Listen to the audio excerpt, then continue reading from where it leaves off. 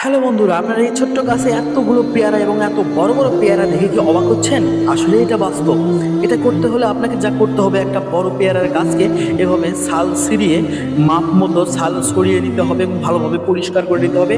এবং একটি আলুর মাঝখানে সাদা অংশটুকু কেটে ওই গাছের গ্যাপ অনুযায়ী গ্যাপ মিল করে সেখানে রেখে দিয়ে কাঠি দিয়ে আটকে দিতে হবে।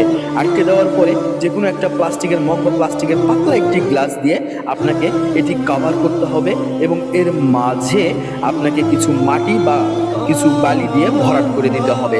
ভরাট করে দেওয়ার পরে একটি পলিথিন দিয়ে বায়ুরোধক অবস্থায় রেখে দিতে হবে ৪৫ দিন। এরপরে আপনি এটিকে কেটে দেখবেন মাঝখানে অনেকগুলো শিকড় বের হয়েছে। এই শিকড় বের হওয়া অবস্থায় আপনি গোড়ায় কেটে অন্য স্থানে আপনি রোপণ করবেন।